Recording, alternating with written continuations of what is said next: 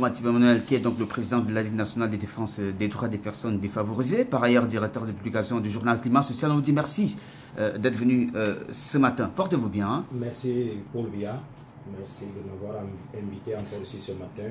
Je voulais donner le nom du restaurant qui prépare les héros avec la chair humaine à côté de Tradex et Lever. On a trouvé d'abord, loin de là, la tête d'une petite fille de 8 ans dans le bac à ordures. Après, on a parti retrouver le corps dans le congélateur d'un biafra. Il y a le restaurant qu'on appelle Jésus Restaurant. En plus. Jésus Restaurant.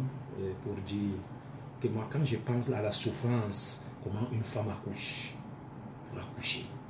Mais parce que tu veux aller en Europe, que tu vas boire le biafra, on coupe la tête de ta petite fille. Et tu oublies que le sang de l'homme réclame toujours vengeance devant Dieu. Ça fait mal. Mais tu vas voir qu'après le biafra, elle va donner l'argent au magistrat. Il sera dehors. Et la femme même, on va la pousser à voyager vite.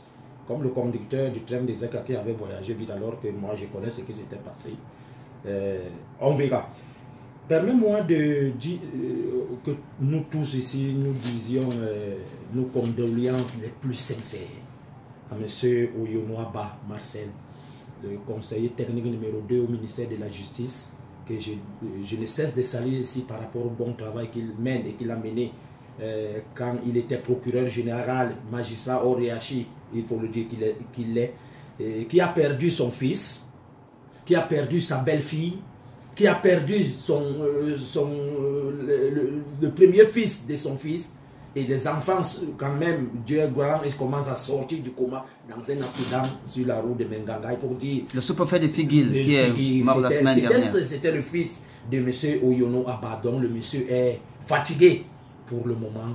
Parce qu'il faut le dire, tu perds le même jour ton premier fils, tu perds ta belle-fille et ton petit-fils l'aîné, et les autres enfants sont au coma.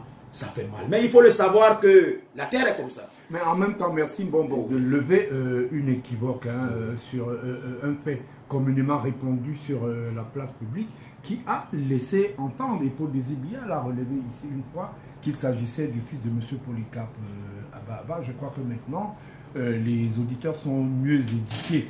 Même si c'est même, vous savez, même si c'est même le fils de Polycarpe Ababa, ça fait quoi? Même si c'est son fils. Vous avez permis au moins de lever une... Même si c'est son fils, ça fait mal. Qu'un même jour, une famille perd... Très certainement. Le premier fils, la belle-fille, le premier fils, le premier petit-fils de cette famille, et tous les enfants qui étaient dans la même voiture sont au coma. Et je voulais interpeller ici le ministre des Transports. Parce qu'il y a des voitures qui sont garées partout, sur nos axes lourds, peuvent à tout moment créer des problèmes. Nous avons vu à l'Est Cameroun, à Belabo, et par-dessus la route de Bertois Belabo, où les gens sont morts tous dans des cars, dans des jours passés. On ne sait pas ce que des vieilles voitures font garer les plateaux, les brumiers partout en pleine route. Et tu peux venir invisiblement sans savoir. Allez, voilà ce qui est arrivé à ce sous-préfet de Figuil. Mais comme nous n'avons jamais eu un vrai ministre des Transports, mais Bingo n'était pas un bon ministre des Transports, même Galabibé n'est pas un bon ministre des Transports. On va donc faire comment? Je voulais ici pour finir saluer Sa Majesté Dimo, à non à Lemao, mon ami.